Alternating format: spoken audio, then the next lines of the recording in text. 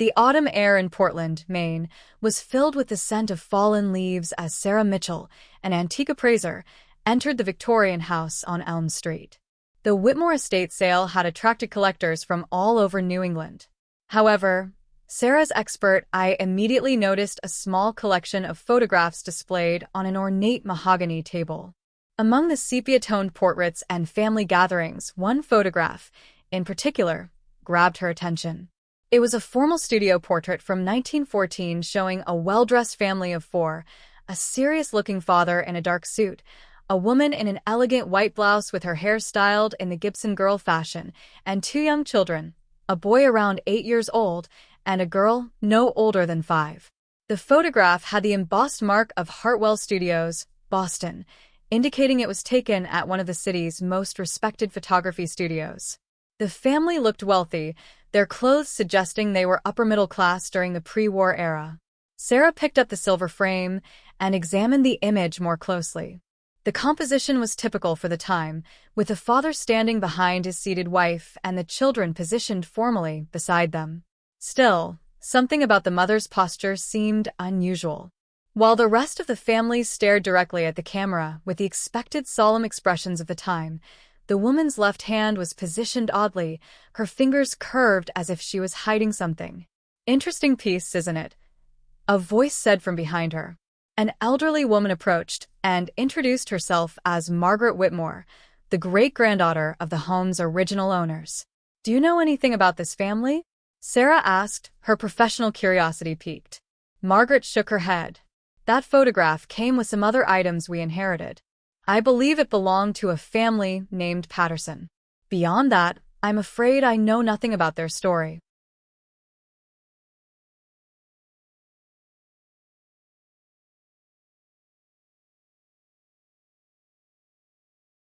Sarah studied the image again, that peculiar positioning of the mother's hand continuing to bother her. Back in her downtown Portland office, Sarah placed the photograph under her professional magnifying equipment.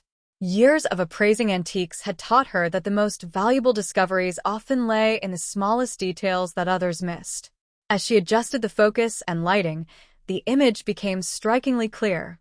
The father's mustache was perfectly waxed, and the children's clothes were pressed and spotless.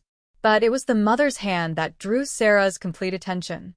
Between the woman's fingers, barely visible in the original viewing, was the edge of something white. It appeared to be paper, a small piece, carefully concealed, yet not entirely hidden from the camera's lens. The way her fingers curved suggested she was holding it deliberately, perhaps hoping it would go unnoticed in the formal portrait. Sarah's pulse quickened. In her 15 years of appraising historical items, she'd learned that people often hid significant things in plain sight, especially during times of social upheaval or personal crisis. The year 1914 was particularly significant. It marked the beginning of World War I, a time when families across America faced uncertainty and difficult decisions. She photographed the detail with her high-resolution camera and enhanced the image on her computer. The white object became slightly more distinct, appearing to be folded paper, though its contents remained a mystery. Sarah reached for her phone and dialed her colleague, Dr. James Reed, a historian specializing in early 20th century American social history at the University of Southern Maine. "James, I have something that might interest you," she said, her voice filled with the excitement she always felt when uncovering a potential historical mystery. "It's a 1914 family portrait, but there's something the mother is hiding in her hand. Something she clearly didn't want others to see, yet couldn't bear to let go of completely." "Send me the images," James replied immediately. 1914 was a pivotal year. Families were dealing with everything from economic uncertainty to the looming war. Whatever she was hiding might tell us a remarkable story. Dr. James Reed examined the high-resolution images Sarah had sent, his historian's mind immediately recognizing the potential significance of the hidden object. The formal nature of studio portraits in 1914 meant that every element was carefully controlled. Nothing appeared by accident. "The Hartwell Studios mark is our first real clue," James explained to Sarah during their meeting at the university. Theodore Hartwell ran one of Boston's most exclusive photography studios from 1895 to 1925. His client records, if they still exist, might help us identify this family. James had spent the morning making calls to various Boston historical societies and archives. The Massachusetts Historical Society confirmed they had acquired Hartwell's business records in 1967, including appointment books and client information. "I'm driving to Boston tomorrow," Sarah announced. This mystery won't solve itself. The next morning, Sarah found herself in the climate-controlled archives of the Massachusetts Historical Society. The Hartwell Studios collection filled 3 large boxes containing appointment ledgers, client correspondence, and photographic plates. She began with a 1914 appointment book, scanning through months of entries. Under March 15, 1914, she found it. Patterson Family Portrait 2 RPM. Payment $12.50 premium sitting. The entry included an address, 145 Beacon Street, Boston. The premium sitting notation suggested this was a wealthy family who could afford Hartwell's most expensive services. Sarah's hands. The next step would be researching the Patterson family at that address, but she sensed she was on the verge of uncovering something significant. A librarian approached her table. "Finding what you're looking for?" "I think so," Sarah replied. "Now I need to find out who the Pattersons were and what a mother might have felt compelled to hide in her hand during what should have been a joyful family portrait." The weight of the mystery pressed upon her as she prepared to delve deeper into the Patterson family history. The Boston Public Library's genealogy department became Sarah's next destination. Armed with the address from Hartwell's records, she began piecing together the Patterson family story through city directories, census records, and newspaper archives. The 1910 census revealed the family's composition. Thomas Patterson, age 42, listed as a textile merchant. His wife, Ella Laner, aged 36, son William, age 8, and daughter Catherine, age 5. The family employed 2 servants, indicating substantial wealth during Boston's textile boom. Thomas Patterson owned Patterson and Associates, a successful textile importing business with connections to mills throughout New England. The company specialized in fine fabrics from European manufacturers, making the Pattersons prominent members of Boston's merchant class. But as Sarah delved deeper into 1914 newspaper archives, she discovered troubling information. The Boston Globe from February 1914 contained a small business section notice. Patterson and Associates faces difficulties amid changing European trade conditions. More concerning was an item from the Boston Herald dated March 10, 1914, just 5 days before the family portrait. Local textile merchant Thomas Patterson questioned by federal investigators regarding suspected irregularities in import. This context gave new meaning to Eleanor Patterson's hidden object. What did she conceal in her hand during what might have been their final family portrait as a prosperous Boston family? The reference librarian, noticing Sarah's intense focus, approached her table. "Are you researching the Patterson textile scandal?" she asked quietly. Sarah looked up, surprised. "You know about it?" "It's a fascinating case study." Thomas Patterson was eventually convicted of customs fraud in 1915. The family lost everything: their home, the business, their social standing. Ella Laner Patterson. She paused dramatically. She disappeared shortly after the trial. Some say she fled to Canada with the children. Others believe something more tragic occurred. Sarah felt a chill. Whatever Ella Laner Patterson had hidden in her hand during that March 1914 portrait suddenly seemed far more significant than a simple family memento. Sarah's research took her to the National Archives branch in Boston, where federal court records from 1914 to 1915 were housed.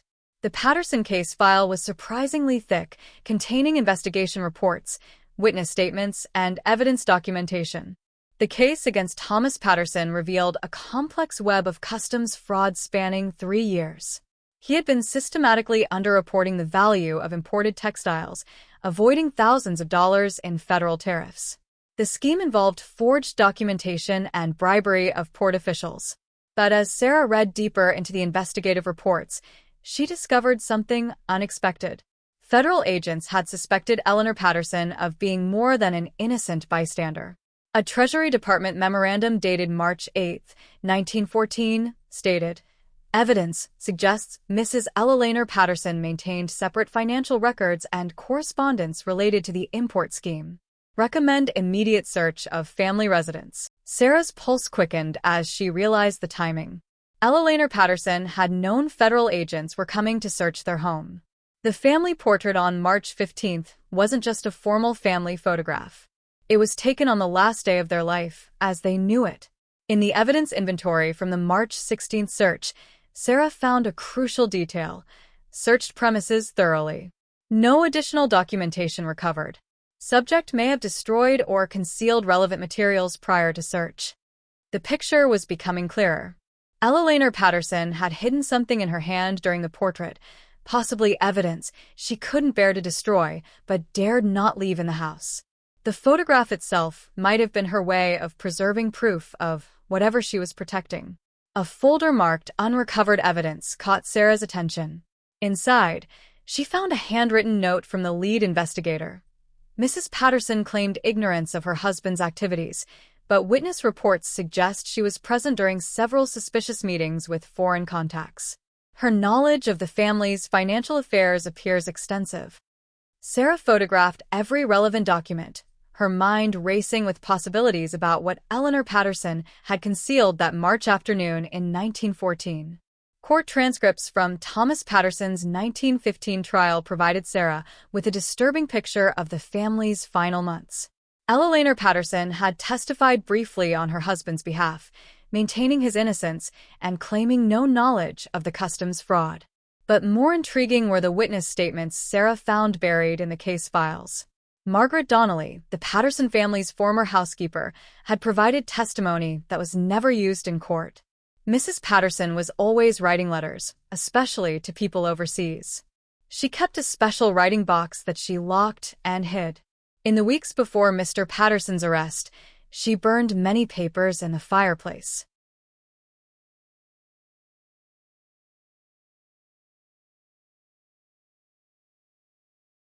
Another witness, a neighbor named Robert Sinclair, had observed strange behavior. "The night before their portrait sitting, I saw Mrs. Patterson in her garden very late, near midnight. She appeared to be burying something beneath the rose bushes." The most chilling testimony came from Catherine Patterson's schoolteacher, Miss Helen Rogers. After Mr. Patterson's arrest, Ella came to collect Catherine from school. She seemed distraught and kept saying, "I have to protect what matters most." That was the last time anyone at the school saw either mother or daughter. Sarah's research into Ella disappearance revealed that she and the children had simply vanished in April 1915, shortly after Thomas's conviction. Police reports indicated they had left their Beacon Street home with only personal belongings, leaving no forwarding address.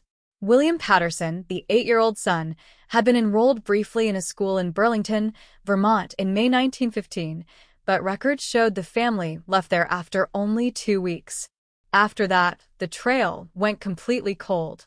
The Boston Police Department had conducted a missing persons investigation, but it was concluded that Ella had likely fled to avoid the scandal and potential charges of her own. No evidence of foul play was found. As Sarah read the final police report dated December 1915, one line stood out: "Mrs. Patterson's disappearance appears voluntary." However, her knowledge of her husband's criminal activities and possible possession of undiscovered evidence makes her a person of continued interest to federal authorities. Whatever Ella Patterson had hidden in her hand that day in 1914, it had been important enough to risk everything to protect. Sarah's breakthrough came from an unexpected source. While researching Ella Patterson's disappearance, she had posted inquiries on several genealogy websites.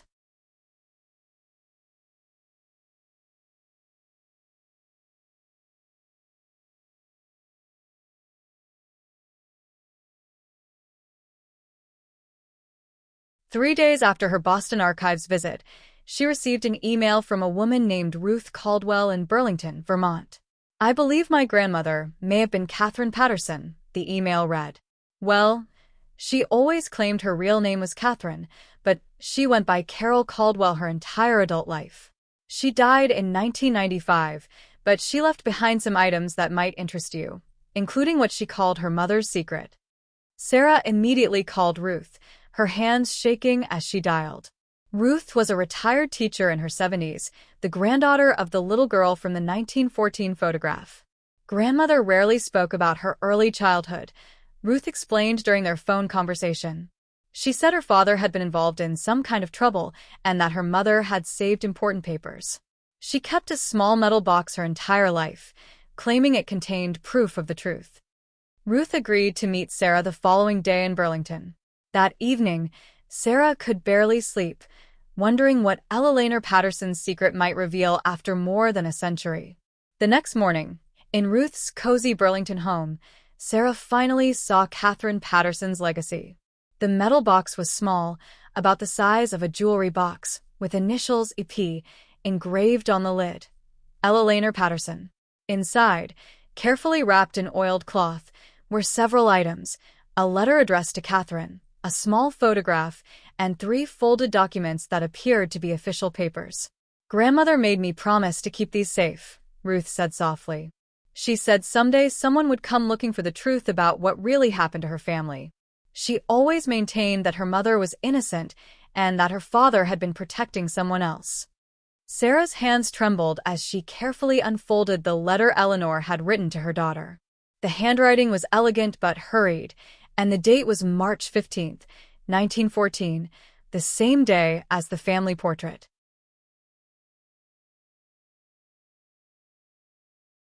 "My dearest Catherine," the letter began, "if you are reading this, then the truth has finally come to light."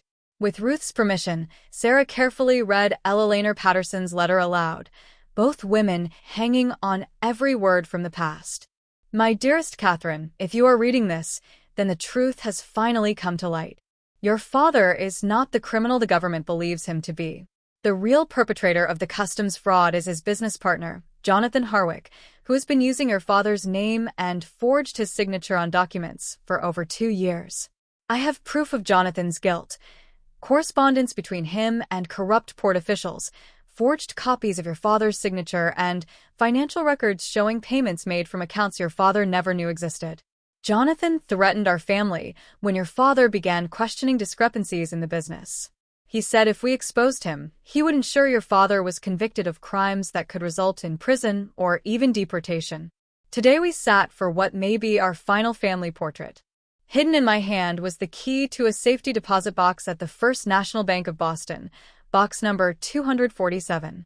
Inside that box is all the evidence needed to prove your father's innocence and Jonathan's guilt. I could not risk keeping these documents in our home, knowing federal agents would search it. If something happens to your father and me, you must retrieve this evidence when you're old enough. The bank manager, Mr. Charles Whitman, is a family friend who knows the truth. He will help you when the time comes. Your father chose to protect our family's safety rather than fight charges he knew were false. He believed that by accepting blame, he could keep us all safe from Jonathan's threats, but I cannot let an innocent man's reputation be destroyed forever. Remember, my darling Catherine, that courage sometimes means protecting the truth until the right moment comes to reveal it.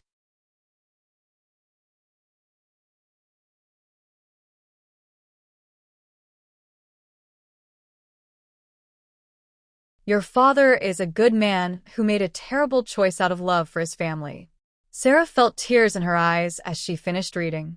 The hidden key in Ella Laner's hand hadn't been evidence of guilt. It was proof of innocence, carefully preserved for over a century. Ruth wiped her eyes. Grandmother always said her mother was brave. She kept this letter her entire life, waiting for someone who would care enough to uncover the truth. The next morning, Sarah and Ruth drove to Boston together, the metal box and Ella Laner's letter carefully secured in Sarah's briefcase. The First National Bank of Boston had been acquired by a larger institution in the 1960s, but corporate records indicated that safety deposit boxes from the original bank had been transferred to the main branch downtown. Bank manager Jennifer Walsh listened intently as Sarah explained the historical significance of their request.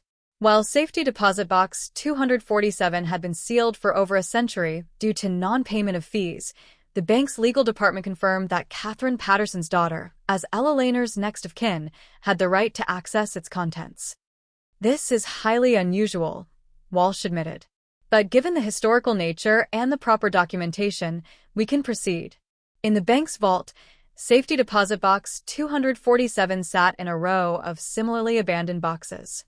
When Walsh inserted the key Ella Lehner had hidden in her hand that day in 1914, it turned smoothly, as if it had been waiting for this moment.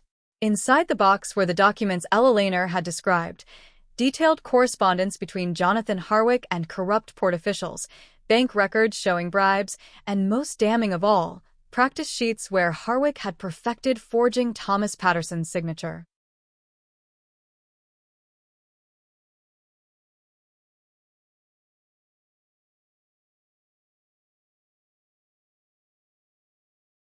There was also a letter from Harwick to Ella Lehner dated March 5, 1914, that made the threat explicit: "If your husband continues asking questions about the import documentation, I will ensure he takes responsibility for irregularities he knows nothing about.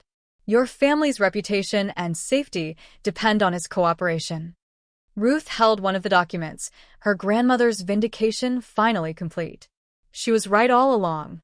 Her mother really was protecting the truth. Sarah photographed every document, her mind already working on how to present this historical revelation.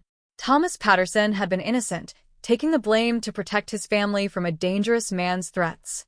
Ella Lehner Patterson hadn't been an accomplice. She had been a mother trying to preserve proof of her husband's innocence for future generations.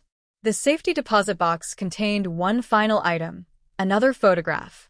This one showing Thomas Patterson and Jonathan Harwick at the textile business, both men smiling and shaking hands, a bitter irony given the betrayal that followed. 6 months after discovering Ella Lehner Patterson's secret, Sarah stood before a packed auditorium at the Massachusetts Historical Society, presenting her findings to historians, genealogists, and members of the Patterson family who had emerged after publicity about the discovery. The evidence from Safety Deposit Box 247 had been examined by forensic document experts who confirmed the authenticity of the papers and the forged signatures. The story had captured national attention, becoming a symbol of how historical injustices could finally be corrected. Through careful preservation and dedicated research, Thomas Patterson's conviction was officially acknowledged as a miscarriage of justice by the federal court system, though no formal exoneration was possible due to the passage of time.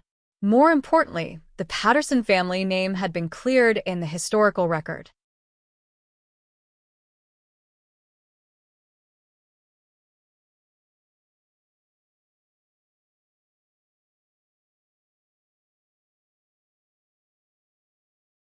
Ruth Caldwell had donated Ella Lehner's letter and the safety deposit box contents to the Massachusetts Historical Society, ensuring that future researchers would have access to this remarkable story of courage and the preservation of truth.